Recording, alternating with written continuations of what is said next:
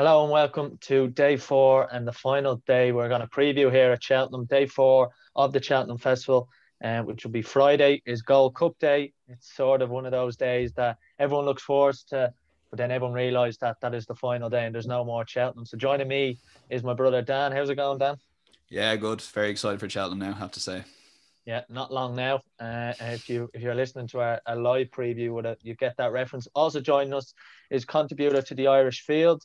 You might have seen his interview with Peter Fahey this weekend. Is Brian Dowling live from Meath? How are you getting on, Brian? How are you, lads? You looking forward to it now? As Dan said, it is not long. It's 39 hours and 45 minutes to the first race. I cannot wait. At the time of recording, we are recording. So this will be out about 6 a.m. on podcast. So the earliest someone's going to listen to is 8 or 9. So they're only got, 27, 28 hours? Oh, yeah. That's it. And then it flies, doesn't it? I just going to ask about that.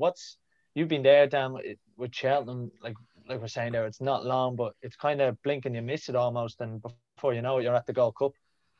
Yeah, it's almost harder when you're at it to appreciate it all happening, because like we were saying just before you came on air there, you've waited the guts of a year. Now you've really kind of been looking at the races from October onwards, really. You have a good look at them in March when the anti-post markets, but yeah, so you look forward to these races all year. Say the 4 grade ones on Tuesday, and then they just go one after the other. There's the Supreme gone, the Arkle's gone. Okay, the Ultima's a bit of a break, but I've got a horse back here, and all of a sudden the Champion Hurdle, the Mayor's Hurdle, and then you're like, oh my God, it's all over. And you spend like that evening catching a glimpse of a TV on racing TV if you're out in Cheltenham, just to watch the replays of that going, geez, I can't wait to watch that again now when I go home. So it's amazing. It's some buzz now. The roar is good over there now, I have to say, but I think it's more the build up to the races and then the in-between and the messing that goes on. It's brilliant. And yeah, looking forward to watching it now this year. Brian, have you been watching lots of different previews? Is it kind of sparking the memories again? Yeah, I never forget actually going to Cheltenham. I was in there in 2019, and I went on the opening day, and it was a bit kind of like this year's Champion Hurdle. We kind of had Apple's Shade, Lorena, and Bouverdere all kind of find it out. And I remember collecting an uncle of mine that morning at about 7 o'clock, heading up to Dublin Airport, and he gets into the car and he says, "Jeez, lads, Gavin Cromwell has 2 runners in Suddle today on the all-weather." And we're kind of like, for feck's sake, we're going to watch the greatest Champion Hurdle that's built up of all time. And he ends up winning it. My uncle is stuck inside watching an Irish trainer with a runner in Sedgefield, and Gavin Cromwell's horse in Suddle that finished dead last. And I was just looking there today that Stuart Crawford has a horse running in the first race at Sedgefield on Tuesday called Little Actress, and it has a massive chance. So if you're looking for places to go elsewhere, this is probably a place to make your money. And funny enough, just before you, Sean, in Cheltenham, you'd be in the town. There's so many people would be squashing to Paddy Power watching. It's always Wolverhampton that's on, either the Tuesday or the Wednesday. Trying to get a few winners after that, either to increase your winnings or just kind of drown your sorrows or just keep it to the show on the road. But yeah, no, it's Cheltenham's the only show in town, but there is other racing as well. You get a bit carried away, but yeah, looking forward to it. Yeah, and as we alluded to, it is fast approaching. So we're going to preview Gold Cup Day here, day 4 today, and we're going to start with the Triumph Hurdle over 2 miles, 1 furlong. Now we've spoken a bit about Goshen and what happened. Obviously, Brian, you were on Pentland Hills at a high price for Nicky Henderson. Do you fancy the Irish horse or the English horse at the top of the market? Yeah, that was probably one of my only Triumph Hurdle bets really in recent years, was that Pentland Hills 2 years ago. I mean, I'm not really a big Triumph Hurdle man. It's just such an open race. I always feel every year like we got 2 very solid favourites here at the top of the market. Look, Tritonic was very good in that Adonis Hurdle 2 weeks ago. And Zana here hasn't done anything wrong. His preparations are very good. His jumping looks very good. The key thing with the Triumph Hurdle all the time, always, is only one of the last 17 winners has been a horse that hasn't ran on the flat at a distance further than 1.5 miles. And I think that's massive. Like there's only two hurdles in the final 7 furlongs, so it turns into a bit of a stay and test up the hill with that flat sort of pedigree. And look, as much as Zana here and Tritonic and Quilixios as well, he should be thrown into the mix. I mean, he's done nothing wrong either. He was good at the Dublin Racing Festival. He'll probably be one of them that'll appreciate the better ground. His run at Punchestown last November on yielding was very good. It was probably his best performance yet. I think it's the one he clocked at the best time in. Look, I don't really have a strong opinion here. From a personal perspective, I hope Zana here wins. Look, he's owned by Nolan Varley Moore. They've after putting in massive money into racing. They have a beautiful looking new stable out the road here, only 5 minutes from the front door out in Bective. It's a brilliant looking facility. They've seemed to it'll be a big. It's one of Sneezy Foster's sort of big runners of the week. So look, from a personal perspective, I'd be shouting for him. But if I was to have a bet in this race, I think there's a forgotten horse in here personally, and I think Adagio should not be overlooked here at 8-1. I just watched the replay of his finale win at Chepstow, and it was fantastic, and that was on really, really heavy ground at Chepstow. Like Chepstow is an absolute bowl of a place. Like the ground is always heavy there, and I mean he clocked up a quicker time than Zanahiyr did at Christmas, and I thought that was pretty eye catching. And I mean between the last two hurdles, he showed a really, really good turn of foot to kick on by Naslam, and it was kind of a ready performance. And I think he'd be very, very well suited to Cheltenham. He's won here already. He was second behind Duffel in the Triumph Trial at the November meeting by 6 lengths on the old course. He was a 4.5 length winner of the Triumph Trial at the December meeting on the new course. So he's experienced in both places. He liked the new course. He's the only horse in the race with course form, which is realistically one of the most important things that are going to Cheltenham. So look, depending on how the ground comes up, look, the ground towards the end of the week might get on the good side. So if it favours the good side, you know, it could turn into a match between the top three. But Adagio has won on good. He won his first start over hurdles on good ground. I think it was Warwick or Wincanton or one of these places. So I don't think the ground is going to have too much an effect on a race like this. It's quite an exciting race. I'm looking forward to it, but I'm going to avoid the top three in the market. Adagio is the one for me here if I'm going to have a bet at 8-1. Yeah, the Zanahiyr is the lead Irish prospect for the Morans. Dan, would you agree with Brian there in terms of it's kind of could be a bit of a slog up the hill? And is Zanahiyr suited to that? Potentially, like you don't know exactly like Brian says until a horse gets to Cheltenham, and that's actually an interesting shout there he gave. Like I flip-flopped on this race a bit. I was kind of like, if you'd asked me a week ago, I was leaning towards Zanahiyr, like that incredible time. Like the Times guys are like all over him in terms of what he did or what he's done. He's won a fastly run race with an incredible time, and then he's won a slowly run race then subsequently. But for me, I think I like, and I'm going to go for Calixios here. I think I like that spring juvenile hurdle race and that form working out, particularly if St. Sam runs well on the Boodles on Tuesday. So if you're listening to this, wherever you're listening to this, I'd almost wait. Well, I'm going to be waiting personally to see how St. Sam gets on in the Boodles and Bustleton as well. And if both of them are kind of like, if they're the top two in the Boodles, Calixios could very close go off favor for this. Because there's already been a serious support from him because he was actually available like 5 or 6s and now he's at the 4-1 mark. But regardless, I think I will be leaning towards him, Calixios, in this race. To be honest with you, I do like that form, as I said, and I would keep an eye out on the Boodles to see how Saint Sam and Bustleton get on. And sometimes during the week, and we've talked about this, like how you get carried away with the week, it all happens so quickly. Collateral form or form working out can be worked out during the week almost. So it's important to kind of keep an eye on those things as well as the 101 other things you're thinking of. But for me, I'll be keeping an eye on the Boodles, and unless they run a Disney, I'll go for Calixios here. But it's going to be a great race, like Brian said. Can't wait. Just on Calixios, for those who don't know, he's moved obviously from Gordon Elliott's to Henry de Bromhead as one of the Cheveley Park horses. Jack Kennedy now has ridden Calixios in his last two that he's won. He also has Zanahiyr. Do you think, obviously that will probably give a massive indication of what's going to happen, but do you think that can also have an effect? Maybe ask you, Brian, if a kind of horse gets used to a jockey. Now he's only had Jack Kennedy over 2 starts. He's only been hurdling 3 times. So do you think that could have any effect? And obviously what horse Jack picks? Yeah, maybe it depends. I think Dennis O'Regan rode on the day at Punchestown. So maybe if Jack decides to ride Zanahiyr, which I'd imagine he will, it'll leave a door open there for Dennis O'Regan to get a ride in this and have a very, very good chance in it. Like, I mean, as I said, I was very impressed with his Punchestown run on that yielding surface there that day, and I think Cheltenham will suit him. So I think if Dennis had rode him already, he'd be the guy that I would be looking for. Realistically speaking, I'd imagine that Rachel Blackmore will ride him at this stage if it is going to come out that way. But you wouldn't know. It depends on Cheveley Park. They've been very keen on keeping the guys who've ridden these horses to keep riding them.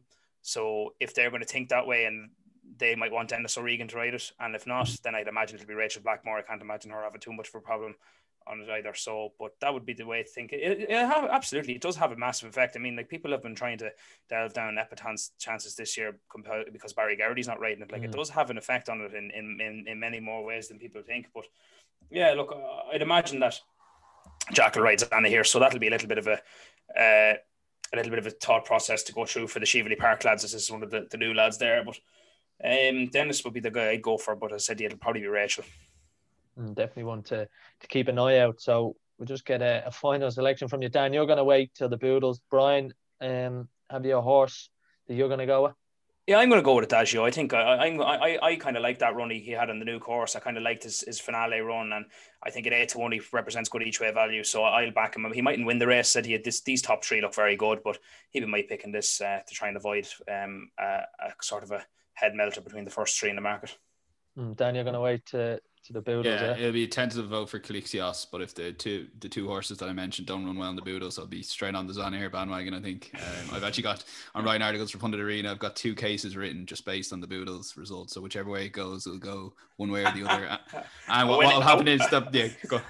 A winning article, a losing article. Exactly, or as I told someone today, the 2 losing articles, but we'll see how it goes. But definitely, we're going to have to keep an eye on that, and of course with Friday, you know, after the first 3 days could tell us a lot about how different and horses. I think it's important. I need to mention that I do pretty well at Cheltenham mostly, but I always have a shocker on the Friday. Every single year it's a bloodbath. So that's just a warning to anyone. Turns out it's my best day of the week. Oh, there you go. So now we know. And you made a good case there in the first, so I think it's 1-0 Brian so far. But keep going. I've a good bet in the county coming up here. So yeah, I'm just going to ask you about the county hurdle. You know, again, these are kind of lottery races at times. You never know what way it's going to go. The McCoy contractors county hurdle over 2 mile 1. Dan, you said you have a nice selection. Yeah, I like Eclair de Beaufort here. Just checking his price. Yeah, he's best. Still currently at 12-1 as we record on Sunday night. I think coming back over hurdles here, and I think he could be very well treated on his current hurdle mark, which I think is 139, based off his chase mark, which is 153. So it's a horse that actually fell in this race 2 years ago. He's going okay.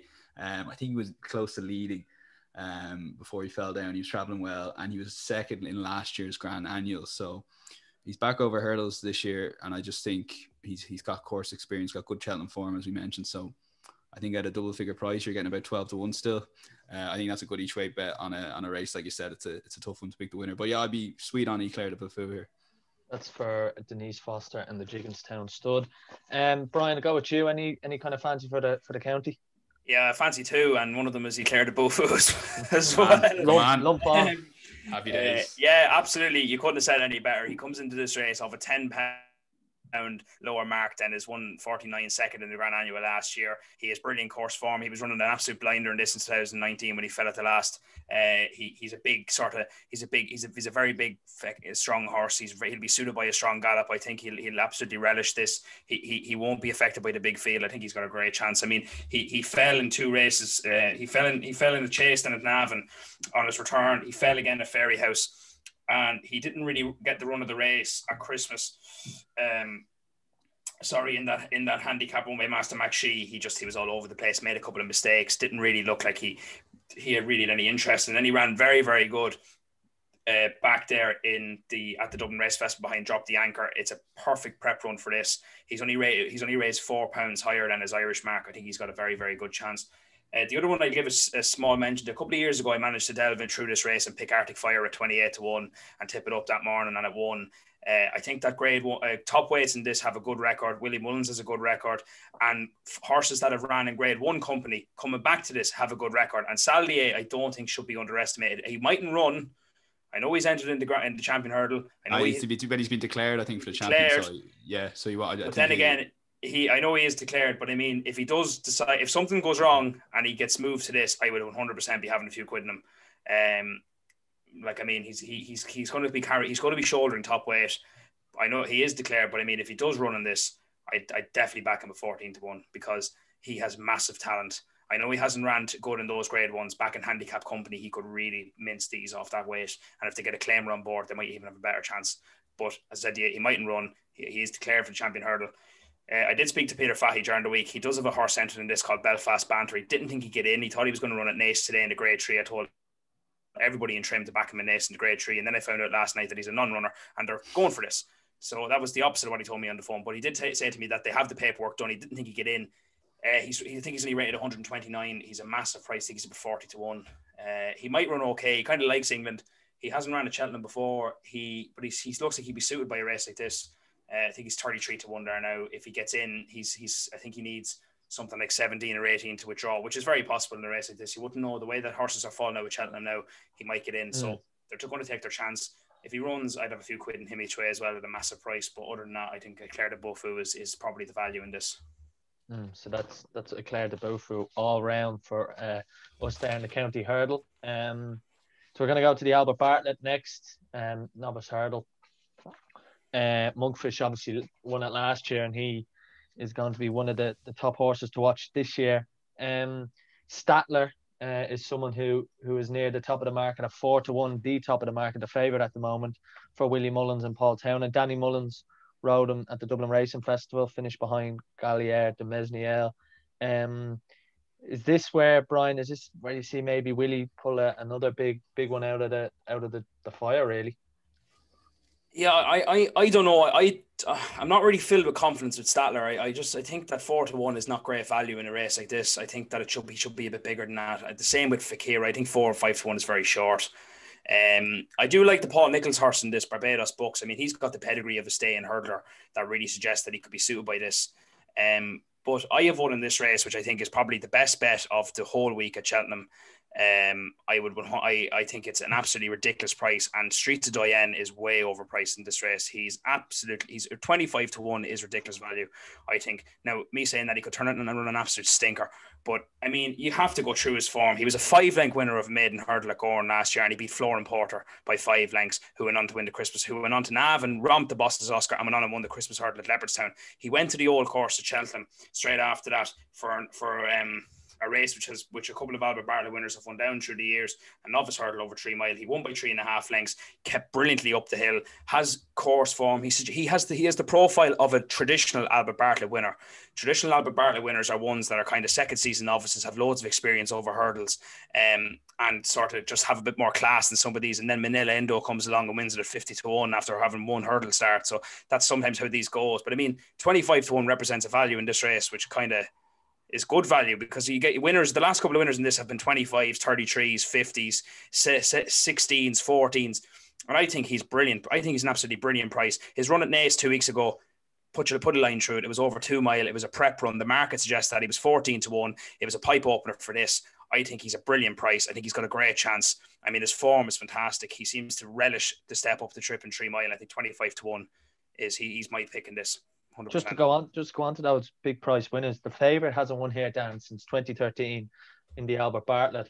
Do you agree with Brian? Do you think that there's value to be had in the likes of Streets of Doyen? Well, I was trying to think, was Monkfish favourite? He obviously wasn't, so it was it Time Hill that went off favourite last year? No, I think Fury Road went off favourite. 4-1. It was like 4, 5-1, 11-2. Yeah, it was close. Latest exhibition. It was very close. Yeah, I think latest exhibition might have actually been the favourite, because he won that Nathaniel Lacey's at the Dublin Racing Festival, so he might have just shaded it, but it was very tight. Yeah, I think that was me backing him into favouritism there for Friday, trying to chase a few losses after Goshen. But if one thing to know before, I actually think that's a great case, Brian. That's a bit of a sleeper in the market. You know, you kind of go through someone's form, going through it there. That's a pretty good case for Streets of Doyen. I might kind of have him as a backup. But one thing to note, and we talked about it in the Boodles and the Triumph, in terms of collateral form, last year I'd actually got success by backing Imperial Aura and Simply the Bets in a relatable double on the basis that they'd ran in a really strong handicap earlier on in Cheltenham that season. And if Gallier de Menil wins the Ballymore, Statler will go off. What's Statler now? He's 4s. I honestly think Statler will be backed into 2-1 at least. Well, I think so. I know it's a competitive race, but the collateral form and people just latch onto that. So if you're quick, I guess there's probably potential in that. Or maybe if you want to back one, maybe just have a small bit on the double just to keep it a bit exciting, because Statler will shorten based on Gallier de Menil's winning on the Ballymore if he does, which I think he's got a good chance in. So that's one thing just to bear in mind. The one I tipped up the preview, which I'm sticking with, is Oscar Elite. I personally think it's an open looking renewal. So I'm going for one at a price. Colin Tizard's horses have struggled throughout the season, but they may just be hitting form at the right time, and he kind of ran well over 3 miles at Chepstow in December. That's kind of what you're looking for. Someone that's kind of ran well over the trip before. And so while he's been disappointing, the yard was out of form. And I just think if they get back to it, Colin Tizard won the race in 2018 with Kubrick and Storm. So could be in for another shock. So Oscar Elite's the bet for me, but I have to say I do like the case there for Streets of Doyen. And it is an open looking renewal. So I'm taking one a swing at a price with Oscar Elite. It would be my selection for the race anyway. Well, I tell you one thing, Dan, if Colin Tizard has a good week, we'll all have a good week after listening to this.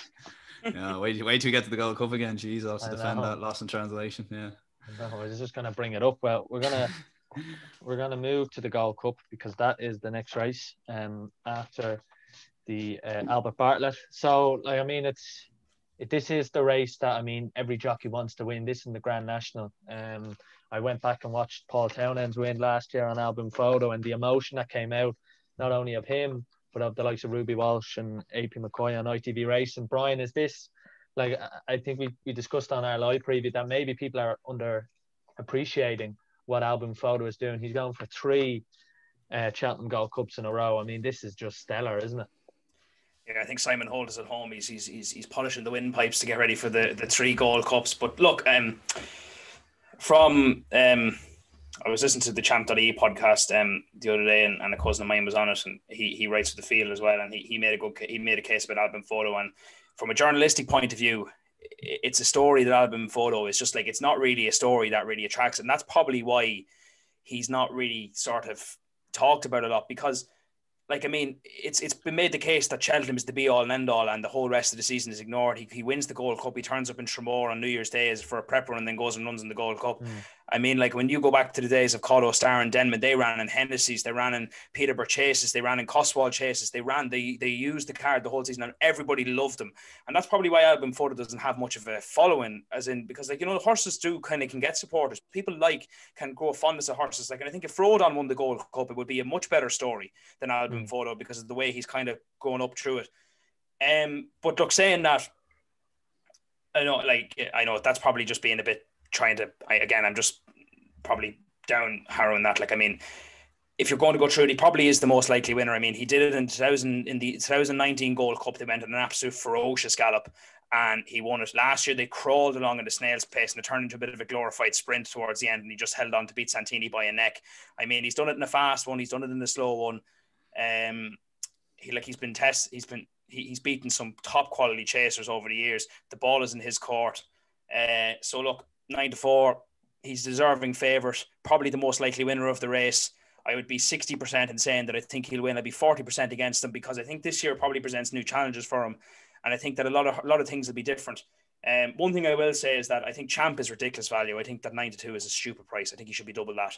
I think that a horse who runs in a 2-mile chase at Newbury in a preparation for the Gold Cup, and all of a sudden he's 9-2 second favourite, is ridiculous. And I understand he's an RSA chase winner, but I mean, we're talking about a horse who has very, very limited experience over fences. I mean, like, this is only going to be his 6th chase start, and he kind of lacks a bit of intelligence. He's a bit of a head the ball. And, you know, Champ is the sort of horse that would run in the 2-mile hurdle or 2-mile chase at Newbury, and then come out into the Gold Cup and think it's another 2-mile chase, and could start headbutting fences and get mad keen. You just don't know how he's going to run. And I mean, I wouldn't be filled with confidence in his jumping. You got to jump 22 fences in the Gold Cup, and he's not the sort of horse that'll he's not a popper. He doesn't really show a great ability to sustain a good round of jumping. He's a bit all over the place. He can jump 10 fences good and 12 fences bad. In the Gold Cup, you got to jump 22 fences good to win it. He wouldn't instill me with confidence. I think 9-2 is a bit of a stupid price. I understand he has course form. I understand he can stay up the trip. He has so much ability, but I just don't want to be backing him at that price. I really don't. I mean, if I was to have a bet, I'd back up Plutar. I think he probably has the profile that fits a likely winner of this race. He hit the line very well at the Dublin Racing Festival. I mean, to suggest that I was there in 2019 when he won the Close Brothers Novice Chase by 14 lengths to Tower Bridge. He was very, very good. He's a lovely jumper. Rachel gets a great ring out of him. He was third in last year's Ryanair Chase. I mean, he probably fits the profile as the most likely challenger to Plutar. But I mean, look, you can make to Albin Folk. I mean, you can make cases for loads of these. Like, Royal Begay got declared for this race today. I don't think he'll win, personally speaking. I think he's an unexposed novice that has beaten horses that don't look sort of, and I understand he's very, very impressive. I mean, he could have bundles of ability and could do a Coney Gree and sneak in under here and win it as a novice again, only the 4th or 5th time in history. But I mean, like, Frodon loves Cheltenham. Santini will be suited by an absolutely ferocious gallop. Because he's a stayer. And I mean, he was second in this last year when they went at a slow pace. If he had run in the race before when they went at an absolute monster pace, he probably would have been more suited to it, and he'll chug away. He's a bit of a boat, but he'll stay up the hill all day. I mean, Native River won this race 3 years ago. He looked like he was absolutely revolutionized in the Coswall Chase at Sandown a while ago, the rescheduled one. Yeah. I mean, he's a brilliant jumper. He'll dictate this race from the start. We're going to have a big gallop here between him and Frodon. Kemboy is probably going to run in this now as well.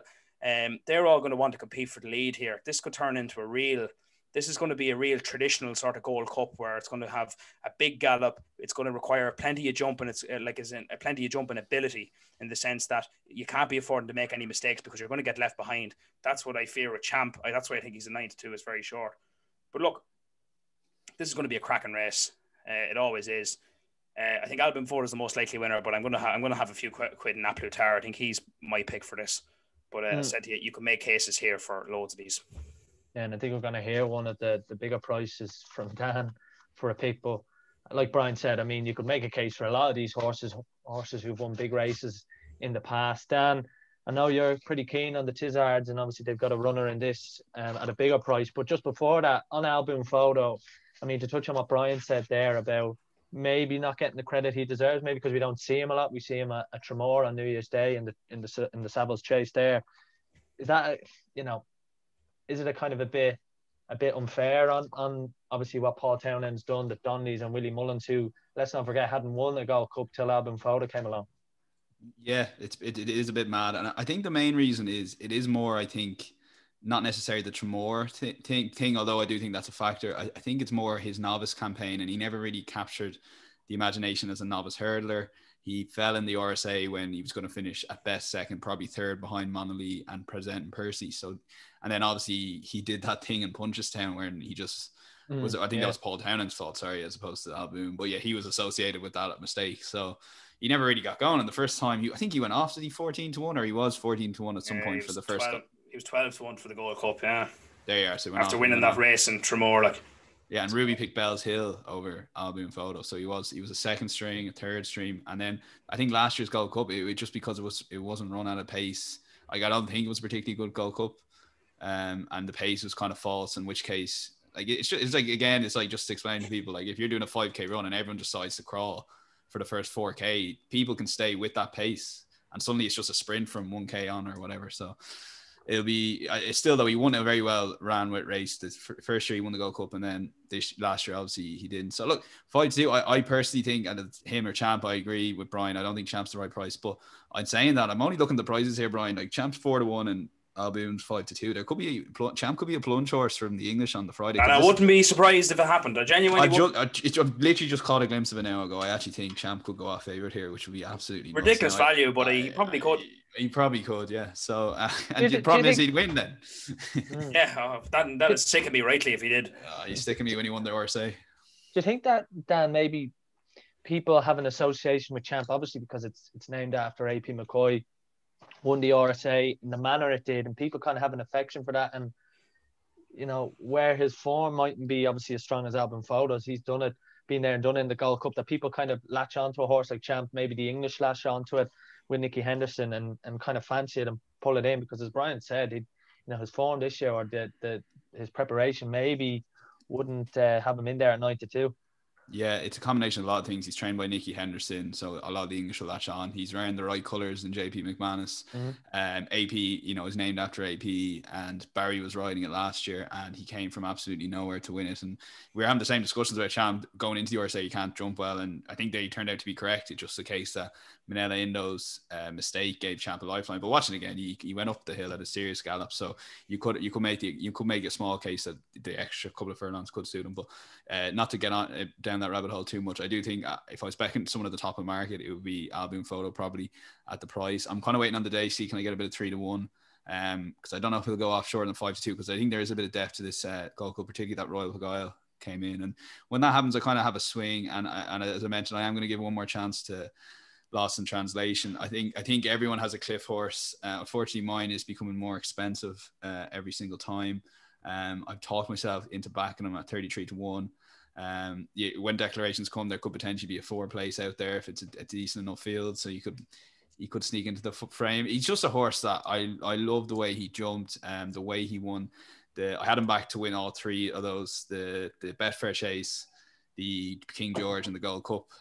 So last year, so going into the King George, I couldn't believe how badly he ran there. But if he just gets into a rhythm of jumping, and while it will be a strong pace, he has the pace because he's a 2.5 miler. He was a 2.5 miler to stay with that pace. If he can just get into a rhythm, he does like Cheltenham. of jumping those fences at that pace. Like, I don't think a slowly ran race suited him last year, although you could argue it was probably the reason he was still there. But I'd love to see him in a fasty run, 3 mile, 2 furlongs. Like, people need to realize the Gold Cup is a weird distance. It's 3 miles, 2 furlongs. It's not really ran. It's always 3 miles you're running. So there's those extra 2 furlongs, and you just don't know how a horse is going to react. So, which is why at the top of the market, I will probably be back in Albion Photo. I keep talking myself out of it for some reason, but looking for someone at a price. Like, very hard not to. I agree with you. I'm trying to talk myself out of it as well, but you can't. Dan, is it one to maybe keep an eye on how Willie and Paul get on? Obviously, they've a lot of horses that you would fancy. Your likes of Chacun Pour Soi, Monkfish, who are going to probably tell us a lot about Albion Photo. And if Willie and Paul dominate, like a lot of people expect them to dominate, do you think 9-4 might get shortened? Well, that could definitely be the case, and people need to also, while you want to be backing a trainer in form, the recency bias is a thing. Like Willie Mullins in 2018 didn't get his first winner, or was it 2017? It was 2017. Undersow was 6-4 favourite for the Ryanair all the way out until Willie had no winners for a second day in a row, and he went out to 3-1, 7-2 the morning of the race. I ended up getting him a 5-2 the morning of the race, and he went off at 6-4 because York Hill won the first race, and everyone realized, okay, Willie's actually not in bad form. Let's back him. So there's madness in, like, anti-post markets that stay the same. Albion Photo will be 5-2, 5-2, 5-2, and on the day something mad will happen. He could be shorter, 2-1. It's just that's the best bit of challenge, just watching the markets, to be honest with you. But yeah, it depends how the week's going. Obviously, he'll no matter. I can't see Willie having a bad week. He'll obviously have a really good week. I don't think it'll matter as much in the Gold Cup as other races in terms of that, because of the depth. But yeah, my selection is Lost in Translation as a flyer each week. One thing I do want to mention is since I've been betting on the Gold Cup, I've never actually won it. So that's not a great disclaimer. Record. Yeah, disclaimer there. I've never won the Gold Cup. I had Voltor backed at city prices, and he ran in the Ryanair. So I'm trying to claim that as a win in 2016, Don Cossack, but or is it 2015? But 2016. Yeah, that was my last winner of the Gold Cup. They are. I backed Albion Photo last year. I joined the favourites man. Yeah, I joined the Andrew Blair White fan club. So we'll just get your final selections and your prediction for the Gold Cup. Lost in Translation each way, and I think Albion Photo just beats Absolute Hard with Lost in Translation in third. Brian? Yeah, look, I think Albion Photo will win, but I'm going to have a few quid on Absolute Hard. I think he could run a big race, but I think Albion Photo will win. Obviously, big week for Cheveley Park as well. Anyone have any fancies in the Martin Pipe? Obviously not what I once was in terms of conditional jockeys or whatever. I have a horse in the Martin Pipe here. Do you want to shout? I'm just looking here. Langer Dan has moved into 8-1. Obviously, for those who might have seen it on Twitter, that brilliant video of a fella from Liverpool celebrating winning £1 million, I think it was, from Paddy Power, thanks to Langer Dan's win, which was a brilliant video, and that could be another further story for the weekend. What's your fancy, Brian, in the Martin Pipe? Yeah, I'd be surprised if he ran in this, to be honest, after only winning the Imperial Cup, but stranger things have happened. I like Gabby Nacco here in this. I think Cromwell goes to Cheltenham. I think he's only 3 or 4 runners, but Gabby Nacco is one that he's talked up about. He did an interview with the HRI on their Facebook last week, and he said he's in very, very good form. He goes in here off a mark of 141. It's only £3 higher than his Irish rating, but I mean, if he is good form. He won a maiden hurdle at Naas. He would have made a hurdle at Naas in November. He was third behind Ashdale Bob at Navan, and then he was third in the Lauders and Naas novice hurdle behind Bob Ollinger. So I think that's pretty good form. I mean, he was only 2.5 lengths beaten by Blue Lord. They went at a bit of a pace that day. I think that it's good. He didn't really get the run of the race at Leopardstown at the Dublin Racing Festival behind Drop the Anchor. I mean, that trip I think is a little bit too short for him. I think he'll prefer going back to the 2.5 mile of the Martin Pipe. He looks as though Cheltenham will play to his strengths. He ran on well that day at Naas. He's won there before. And I think at 12-1, he's a good bet. I think, look, the Martin Pipe is wide open as it is every year. I think it's Indefatigable won it last year, 33-1 or something like that. So I mean, there's always value to be found further up the market. I think Early Doors won it a couple of years ago. He was 5-1, which would have got him twice as that earlier on in the day. But look, I like Gabby Nacco in this. I think it's an interesting race. Could be a get out of jail card, but he'd be my selection. Gavin Cromwell trained. Just reading this down, Gigginstown have a total of 12 horses who've ran in this. 4 won, 5 others were placed, and in 2020 Column of Fire fell at the last when challenging The Martin Pipe is obviously the last race of the festival. Do you fancy anyone, or is this just kind of you either take your loss or count your winnings? It's the get out clause, all right. I did have a horse backed in this, but it's actually been declared a non-runner there. So at the moment, I don't have a selection. I have a couple of I have a fancy in the Hunter's Chase, a small fancy in the Hunter's Chase, but nothing in the Martin Pipe. So. And I forgot to mention the Mare's Chase. That Ellie May is favourite for. Brian, you said you got on that double. Do you think of Album Photo and Ellie May? He was 15-8, now 13-8. Is this, I've heard a lot of people talk up this horse. Willie Mullins, obviously Mark Walsh riding, who had a 3-timer on the weekend. Is this one you fancy even at 13-8? No, this could go off. This could go off odds on. I think this thing will absolutely be better out to get. I think she's going to win this race by 5 lengths easily. I think she's an absolute. She was brilliant at Naas the last day. She ran a very, very tough race against Allaho at Thurles that day. Allaho just got upside of it, but I mean, you're dealing with a lot of class there. He's a leading fancy for the Ryanair. If he wins the Ryanair, she'll be backed off the boards for this and could easily go off odds on. But I still think she'll win. I mean, when you hear Tony Mullins talking on that podcast the other day and says she's the bet of the year, bet of the season, bet of the day, whatever, bet of the week, it instills more confidence in guys. But I think she'll win easy. Yeah, I got on that album photo, Ellie May double that they enhanced that day to 12-1. I thought was very, very good value. Got on that. Look, I think she'll win easy. I think I give a squeak to Happy Diva each way. I think I talked her up in one of the other races there last week, but I think she's going to go for this. She's absolutely excellent course form. Won a Paddy Power Gold Cup in 2019. Fell in the race last November when going really well at the second last. She was third at the festival. She was second at the festival last year. Sorry, in the Brown Advisory Plate behind Simply the Bets. So I think she really, really likes Cheltenham. And she gets in here off a mark of 145, which is what I think that's actually £2 higher than her winning mark at the Paddy Power Gold Cup and £4 lower than her mark last year. So I think that she could run really well, but I think Ellie May wins. Dan, in the Paddy Power Mare's Chase? Yeah, I was saying I've missed the fancy prices on Ellie May all the way through. So I'm thinking that a Sul can do Shattered Love each way, or maybe just a small win on her. I agree with most of Brian. Again, another collateral form will depend. Allaho does run well on the Ryanair. You'll know that's cracking form. If he wins the Ryanair, she'll go off. Like, I definitely think she'll go off odds on. Absolutely. So one to keep an eye for me. I'll probably take the chance on Shattered Love that she's going to be back over her right trip. She's back at Cheltenham, and of course she's won, albeit it was 3 years ago. But Cheltenham form is everything. Shattered Love's been there, done that, and I just think stranger things. And she'll be primed for this race. I've marked this down as soon as the Mare's Chase was announced. I'll have announced this, like a lot of these horses, or a lot of these mares. But Shattered Love would have been targeted at this, so I'll probably take a chance that she could reverse that form. But it'll be purely a price play because I do think LMA will probably win it. So. Yeah, LMA won at Naas in February, beating Shattered Love, but Shattered Love obviously has a bit of Cheltenham form. So that's all the kind of races we're going to cover on Gold Cup Day. Just the Hunter's Chase I was mentioned.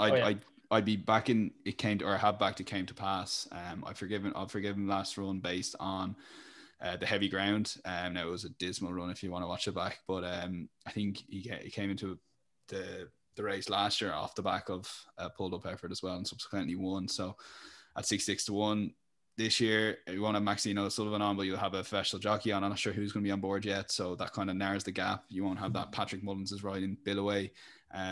So I think that narrows the gap. I just think still a great price at 8 or 9-1. So that's my selection. I backed her at 9. So that's in the Hunter's Chase. Yeah, just on the Hunter's Chase, I think it's very interesting this year because of that factor that the amateurs obviously can't ride. I would throw nobody off back in the claim to pass. Richie McClernand's going to ride her. I think that was announced, that was announced today. I just see it on the card here actually. Yeah. So, look, I mean, you could make a case for a lot of them in it. I mean, one I kind of like is Hazel Hill. I think Hazel Hill won this race in, I think it was 2019. Has been quietly campaigned since, went to Cheltenham after that, won, went to a point then at Sheriff Hutton or one of these places, won, but that wasn't until the following January. Then ran at Weatherby last February, was second behind Manella Rocco, didn't go to Cheltenham, went to a point then last December, was off then for 8 or 9 months, was 25 lengths second, didn't really run that well, and then went to Ludlow into a Hunter's Chase and probably in prep for this in January and won by 7.5 lengths. I mean, in her whole career, I don't know how many starts she's had, 18 starts, I think, in point to points and 7 under rules is 25. She's never finished out of the top 4 in any of her races, except the very first run when he was pulled up in a point to point in 2014. Yeah, look, I understand he's a 13-year-old, but he's won this race before. He's 14-1, and a horse has never finished outside the top 4 in its whole career, and it's 14-1. I'd be getting on at that at value.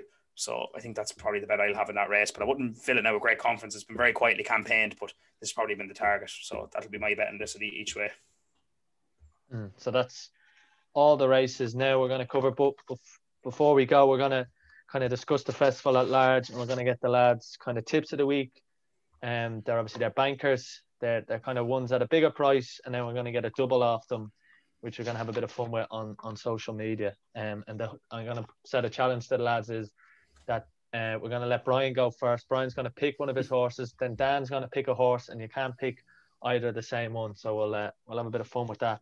And Brian, as the guest, will go first. So I'm just going to maybe get your horses at a bigger price.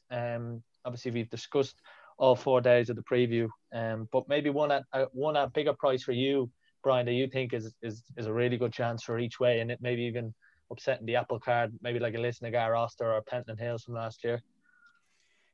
Yeah, maybe not that big, but I Streets of Diane is definitely the best bet at a big price the whole week. I think it's absolutely ridiculous value, 25-1.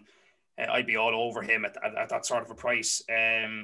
I like if there was a few I saw there during the week at a couple of the handicaps I thought might go okay. Thomas Darby is entered in the Coral Cup. Top weights have quite a good record in the Coral Cup. He was second in the Supreme in 2019. That was his last run at Cheltenham. He mightn't have really got to the way he wants to over fences. Went back over hurdles. Won a handicap at Ascot. Hasn't really been running that well this season, but was third behind Somerville Boy at Aintree in November. Was third again behind McFabulous at Kempton. Seems as though he's been prepared for this. And he is top weight, but they have a good record in this. I would have no issue in backing him. I think he's 14-1. Another one I kind of like in the handicaps is Zanza in the Grand Annual. If you go back to the Sky Pirate race at Cheltenham in December, he fell, I think it was the third last. And if you go back and watch the race and you look at it before the third last, there was only ever going to be one winner, and it was going to be Zanza. And I know it's a very hard thing to say, but I mean, he was traveling so much better than the rest of them. And he hasn't ran since. So he gets in here off a very, very nice mark of 145. I think it could really spring a surprise in this race. I think he's 8-1. Looks good value. They'd be me in the handicaps. The other thing I would mention is that I was watching Willie Mullins' blog with Sportlife during the week, and he thought that, just on the champion bumper, he thought that Kilcrut, when they ran at Leopardstown, he thought Patrick Mullins had actually picked the wrong horse in riding Kilcrut. He said Willie thought himself that Patrick should have rode Ramillies. So since then, I was kind of thinking that if Willie thinks that Ramillies is a better horse than Kilcrut, that'd be my horse to back in the champion bumper. Now, I don't think he'll win. I mean, Kilcrut was very, very impressive. We spoke about that already. It's a wide open race that Willie Mullins' third or fourth strings have good records in. So, I mean, if he thinks that Ramillies is a good horse, then I must think he's a good horse. So I could have backed that. Maybe I think he's 12 or 14-1. They'd be sort of bigger prices for me to kind of look out on.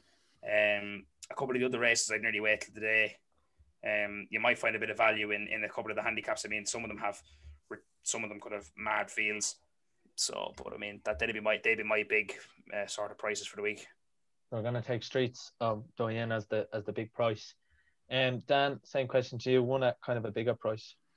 Yeah, for me, Storyteller in the Stayers Hurdle. I think he's been very underappreciated by the market, and it's based off the Pertemps. So a good starting point is last year's Pertemps, where he was giving weight away to Cider Burley, who's now priced up 9-2 for the race, this year's race, and the Storyteller is 10s. But if you go back and watch that race, and I've referenced Davy Russell's comments, like he didn't move a muscle on the Storyteller until he jumped the last, and I, having backed Storyteller, could not believe he was going to win, and I couldn't believe how well he was going until the Cider Burley. I just think Cider Burley got a better ride than the Storyteller did. I don't think Davey appreciated how well the Cider Burley, and he never really got a run or got a chance to make up that. And I just think on another day, the two of them went at it off those weights. I think the Storyteller could overturn the form. This year, he ran in a slowly run race that Florian Porter won, and he actually ended up beating Cider Burley on the line now, albeit Cider Burley got racing a bit too soon. But since then he's ran in the Irish Gold Cup and finished second behind Kenboy, and I think that's pretty good form, like, because there were 5 really good horses. I know like Mellon underperformed and a couple others behind, but the Storyteller did finish second and could easily have won that race. And I just think this is a horse. I just think he's running his best, his peak of his career, and I think this is really, he's been primed at the Grand National. But as I said on the live preview, there's been horses that have won at the Grand National, haven't won at Cheltenham, where like Tiger Earl being the obvious example, but even Cause of Causes. So Gordon Elliott won't be Gordon Elliott officially anymore, but that would have been the aim for the Storyteller here. And I still think I think there's 9s or 10s of 4 places. You might get something. I don't think it'd be a horse that might go off shorter than that. I think it'll be around that price on the day. Maybe it might be late money, but yeah, for me, I'd be pretty sweet on him. I think he's going to run a big race. I just think coming to the last, he's going to be traveling so well. And at a 10-1, I definitely would have him over, say, a Side of Burley at 9-2 based on the prices. And I think that Pretense worked out quicker than the Stairs last year by 2 seconds. I think it's really good form. And I think off what he's done this year as well, as I say, he's been first or second in every race. I think Storyteller for me at about 10-1. So there you go. So we've Streets of Doyen and then we've the Storyteller. So I'm going to get your nap of the whole festival before we go in to the challenge. We're going to set the double. So just get a horse you think, not even worrying about the price, you just think is going to absolutely ramp it, and definitely one to keep an eye out for, future Cheltenham meetings. Yeah, I'll take. I think Concertista will win the mares. And I was surprised it was the only one on the podcast or the live podcast, but I think she's well clear of these, and I think she could potentially, as long as she wants it, win the mares for a few years to come. I think I'm pretty excited about her. So Mares Hurdle, Concertista, and I do think Appreciate It will win the Supreme as well that day. Brian? Oh, Honeysuckle has to be all day. Can't really argue with anything else that has been put forward. I just think that she's an absolute. I think with a horse of her caliber that's getting the £7 mares allowance in a champion hurdle like this, I think it's going to be all the difference. And I think that she'll 9-4. I understand Goshen and all these things that have happened, but she'll be my nap at the festival. Okay, so now we're going to go into the challenge that we're going to have a bit of fun with on social media over the course of the week. Going to start with our guest. So you're going to pick 2 horses. Brian's going to pick the first horse, then Dan's going to pick one. You can't pick either of the same horses. They can be as any price as you'd like, but we're going for a win and win only. So start with you, Brian. Your first horse for the double we're going to do. I'm going to go one a bit of a price. We spoke about this race last week in the Thursday podcast, and since then I've spoken to the trainer of this horse. Really likes her. He's talked up a big game about it, and I think she comes into this race off a mark. She comes into this race with getting £5 from the horse that bettered the last day. I think she's a big filly. She's going to be well suited to the new track at Cheltenham. He's very excited to run her. He's never had a Cheltenham Festival winner before, but I think he's going to get one next week. I'm going to have to say Royal Kahala in the Mayor's Novice. There you go. That's the sort of exclusive information we've been after from the King. I told you to deliver. Yeah, better late than never. And he waited till the end. Waited till he got the final piece of the jigsaw. So Royal Kahala. Dan, your first choice. Yeah, I think I like the grade ones this year. Yeah, and the main races. Put the Kettle On in the champion chase. I do think she's getting £7 off all her rivals here. She's 3 out of 3 in Cheltenham. I did see a picture of her there looking out on Cheltenham Festival there earlier today, or Cheltenham Racecourse, and she just looked very content, to be honest with you. Very content to be home. And Henry actually said they ran her in Leopardstown. They knew she wouldn't be suited by the course. She doesn't seem to run well in Ireland in general. So I just think course form is massively, I think at times it still is underrated by the market. And I think there's still 10s, 11s out there each way. I think it's a cracking each way bet. So 60-1 double. Yeah. There's actually a piece here in the Irish Field, Put the Kettle On, about Put the Kettle On, looking for 4 wins at Cheltenham. So Brian, your second horse of choice. Yeah, just a good question. I thought you only wanted one horse. Sorry. So, right, go to Dan first. I'll have to think about this. I'll go to Dan. So would you want one at a price, or what do you want? No, at any price you like to win. So we're going to do a double each. Okay, yeah. Yeah, I'll put in. I'm going to put in. I'm going to stick with. Can I put my nap in? And I'm going to stick with the Storyteller in it. Okay. So there you go. So it's the storyteller and put the kettle on for Dan. Brian, who is going to join the Royal? Yeah, I'll go for a Mayor's double. I think that I'll go with Royal Kahala and Concertista. I think that that's probably one of the safest ones of the week. Yeah, I would probably make it a Mayor's treble if anyone is interested in that, and put Honey. Mayor's treble there. Kahala and Ellie May. That could be Mayor's treble to make money for the week. But yeah, that'd be my double there. I think it pays like 12-1 or something like that. So there it could be the week. Could be the week of the Mayors. Across the board, obviously, definitely one we want to keep an eye on is Honeysuckle in the Champion Hurdle. Well, look, that's all we have for the 4-day preview. It's been a bit of fun previewing these. They've come out in the build up to it. It's kind of ran in nicely and smoothly into Cheltenham, and like Brian said at the start of the podcast, it must be 38 hours now till the start and till the first race. Obviously, just like to thank Brian Dowling, and make sure to check out the Irish Field. As he was a contributor in the magazine and obviously in the paper this weekend. Brian, thanks a million for coming on. There was a little bit of inside information there in the final. Thanks a million for having me, lads. And obviously, Dan, thanks for joining us. You look forward to the week? Yeah, cannot wait. Cannot wait. So that's brilliant. Listen, thanks a million for listening to the Tackling Sport podcast and to all 4 of the Cheltenham previews. And we'll catch you when the action happens, and we look forward to the countdown to the first race, the Supreme Novices Hurdle, on Tuesday of Cheltenham. Thanks very much for listening. Make sure to check us out on all podcast platforms. Check out us on Facebook, Twitter, and Instagram, where we'll be keeping an eye and posting a bit of Cheltenham content over the week. So that's been me, Sean Hussey. Joining us, obviously, was Daniel Hussey and Brian Dowling. Thanks for listening. Take care, and we'll see you soon. Best of luck.